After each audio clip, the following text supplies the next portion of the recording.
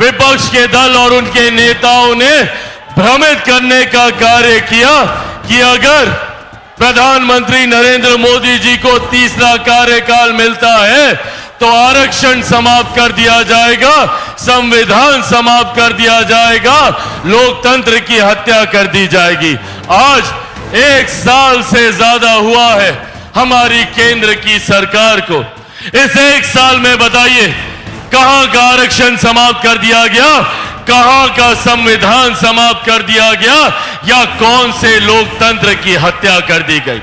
ये लोग सिर्फ झूठ बोलकर भ्रम फैलाने का काम करते हैं। आज जब मैं यहां आप लोगों के बीच मौजूद हूं, मैं मेरे नेता, मेरे पिता आदरणीय रामविलास पासवान जी के संघर्षों की कसम खाकर ये वादा आप लोगों से करके जाता हूं कि जब तक चिराग पासवान जिंदा है, ना आरक्षण को कोई खतरा है, ना संविधान को कोई खतरा है। बल्कि संविधान को खतरा है तो इन विपक्षी दलों से, जिन्होंने सही मायनों में संविधान की मूल भावना को आहत करने का कार्य किया, जिन्होंने कांग्रेस जैसे दल, राजद जैसे दल जो कांग्रेस का समर्थन करते हैं और इनकी तमाम सहयोगी पार्टी, इन लोगों ने सही मायनों में देश में आपातकाल लगाकर न सिर्फ संविधान की हत्या करने का काम किया बल्कि लोकतंत्र तक को समाप्त करने का काम किया। और उसी दौरान इन्होंने हमारे संविधान की प्रस्तावना तक को बदलने का कार्य किया। और साथियों, आने वाले दिनों में अगर ये और इनके समर्थक दल अगर बिहार की राजनीति में आते हैं, अगर बिहार की सत्ता में आते हैं, तो ऐसे कई और हक अधिकार हैं जिसको ये छीनने का काम करेंगे। जो लोग आज बिहार में विकास की बात करते हैं, ये वही विपक्ष के लोग हैं जिन्होंने 90 के दशक में बिहार को बर्बाद करने का काम किया। आज जितने बिहारी बिहार से बाहर रहते हैं, उनकी पीड़ा को मैंने देखने का कार्य किया।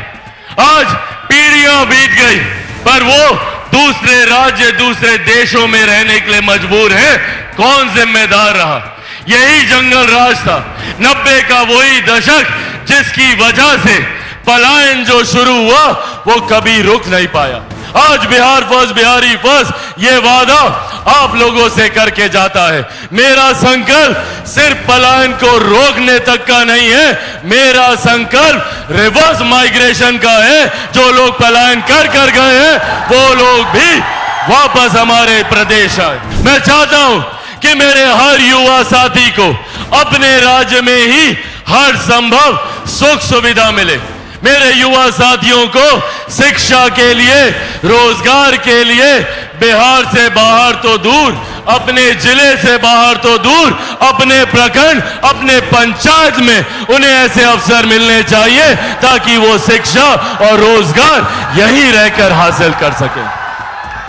पर साथियों, इस सोच में अगर बाधा डालने का कार्य किया, और यह महत्वपूर्ण विषय है, आप सबको इसकी जानकारी होना जरूरी है, क्योंकि आप में से कई युवाओं ने पटना जाते हैं, वहां पर धरना प्रदर्शन करते हैं, यहां पर अलग अलग मंच में अपनी बातों को रखते हैं, और आपकी उस बात का मैं पूर्ण समर्थन करता हूं जब आप कहते हैं कि बिहार में डोमिसाइल नीति लागू होनी चाहिए। इसका मैं पूरी तरीके से समर्थन करता हूं। पर अगर इस डोमिसाइल नीति को हटाने का कार्य किया, अगर युवाओं के भविष्य से खिलवाड़ करने का काम किया, तो इसका जिम्मेदार कौन है? 2006 में डोमिसाइल नीति को अपनाया गया था और इस बात को सुनिश्चित किया गया था कि हमारे बिहारी युवाओं को रोजगार में प्राथमिकता दी जाएगी, अलग अलग क्षेत्रों में निकल रही वैकेंसीज में प्राथमिकता दी जाएगी। आज जो लोग कलम बांटने की बात करते हैं, जिन लोगों ने रोजगार के बदले आप लोगों की जमीन हड़पने का काम किया, उन्हीं लोगों ने डोमिसाइल नीति को भी हटाने का काम किया। 2023 में जब बिहार में महागठबंधन की सरकार थी और उसमें उप मुख्यमंत्री राजद के थे और शिक्षा मंत्री भी राजद के थे। उस दिन उस कार्यकाल में डोमिसाइल नीति को हटाने का प्रस्ताव निकाला गया था। मैं चाहता हूं कि पुनः एक ऐसी व्यवस्था तैयार हो जहां पे हमारे बिहारी युवाओं को उनका हक, उनका अधिकार मिले। डोमिसाइल नीति हम लोगों के लिए कोई खैरात नहीं है। हम लोग चाहते हैं कि बिहार जैसा राज्य जो बनिस्बत बाकी राज्यों के आज भी मुख्य धारा के साथ नहीं जुड़ पाया है, जरूरी है इस राज्य को ज्यादा से ज्यादा मदद मिले। दूसरे राज्यों में हमारे बिहारी युवाओं को जाना पड़ता है शिक्षा के लिए, रोजगार के लिए, पर मैं उस दिन की कल्पना करता हूं जब बिहार में लोग आए। मुझे तकलीफ होती है जब मैं ये सोचता हूं कि क्यों कभी कोई बिहार नहीं आता, क्यों बिहारियों को ही दूसरे राज्य जाना पड़ता है।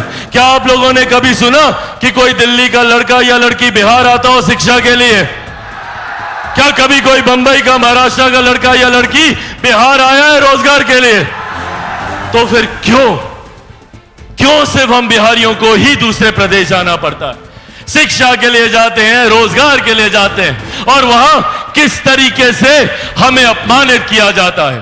बिहार फर्स्ट, बिहारी फर्स्ट, इसी सोच को धरातल पर उतारने का संकल्प है। मैं चाहता हूं कि आज के बाद किसी युवा को बाहर ना जाना पड़े। बिहार में कारखाने खुलें, बिहार में ही उद्योग खुले, बिहार में ऐसी व्यवस्था तैयार हो कि मेरे बच्चों को शिक्षा के लिए कोटा ना जाना पड़े, यहीं पर रहकर वो शिक्षा तालीम हासिल करें। जो लोग देश से बाहर जा चुके हैं, जिन्होंने पीढ़ियां वहां पर बिता दी, उनके लिए एक ऐसी व्यवस्था का निर्माण बिहार फर्स्ट, बिहारी फर्स्ट के माध्यम से करना चाहते हैं ताकि वो लोग वापस अपने राज्य आ सकें और अपने राज्य के विकास में योगदान दे सकें। पर साथियों, जब चिराग पासवान ये बातें करता है तो षड्यंत्र रचा जाता है चिराग पासवान को समाप्त करने का। आज से 3 साल पहले भी यही षड्यंत्र रचा गया था। उस वक्त भी हर संभव प्रयास किया गया था कि किसी भी तरीके से चिराग पासवान के बढ़ते कदमों को रोको। मुझे मेरी पार्टी से निकाला गया, घर से निकाला गया, परिवार से निकाला गया, और ये कर ये लोग सोचते थे कि चिराग पासवान इतना कमजोर है कि इन बातों से डर जाएगा, घबरा जाएगा। पर जो लोग ये सोचते हैं कि इन बातों से चिराग पासवान के बढ़ते कदम रुक जाएंगे, वो लोग भूल जाते हैं कि चिराग पासवान शेर का बेटा है, रामविलास पासवान का बेटा है। भैया, ना रुकने वाला हूं, ना थकने वाला हूं, और डरता तो भैया मैं किसी से नहीं हूं। जितनी ताकत आजमानी है आजमा लो। सर पे कफन बांध के निकला हूं कि जब तक बिहार को विकसित राज्य नहीं बना दूंगा, तब तक मैं भी चैन की सांस नहीं लूंगा। कई ऐसे लोग हैं जो नहीं चाहते कि चिराग पासवान बिहार आए। उन लोगों ने जिस तरीके से हमारे बिहारी युवाओं का पलायन कर उनको दूसरे राज्य, दूसरे देशों में रहने के लिए मजबूर किया, उसी तरीके से ये लोग चाहते हैं कि चिराग पासवान अगर बिहार आ गया तो युवाओं को उनका हक दिलाएगा, महिलाओं के सम्मान की बात करेगा, बुजुर्गों के सम्मान की बात करेगा, किसानों के हक की बात करेगा, मजदूरों के हक की बात करेगा।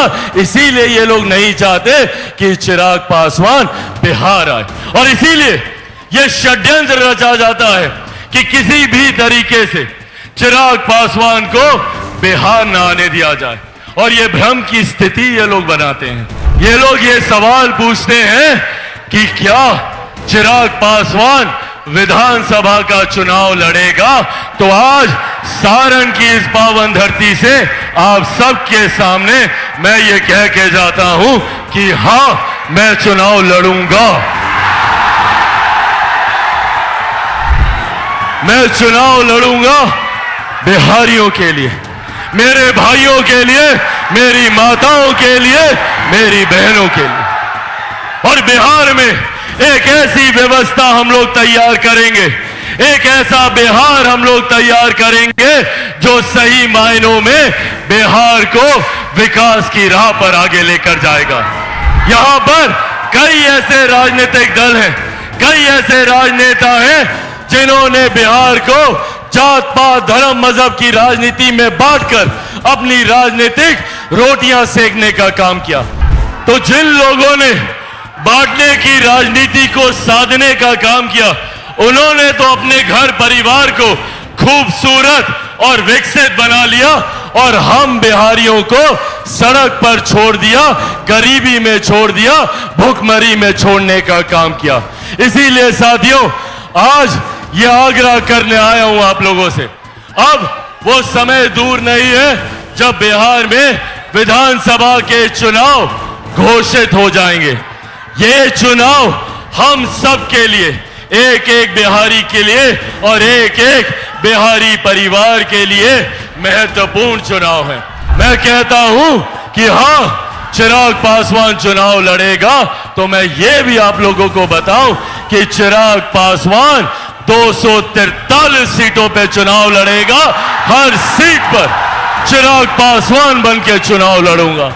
ऐसे में जिस लक्ष्य की ओर मैं अग्रसर हो रहा हूं, जिस बिहार को विकसित राज्य बनाने की सोच के साथ अग्रसर हो रहा हूं, जिस बिहार को विकसित बनाने की सोच के साथ अग्रसर हो रहा हूं और जिस बिहार को भय मुक्त बनाने की सोच के साथ अग्रसर हो रहा हूं, उसमें मुझे आपके साथ की जरूरत है।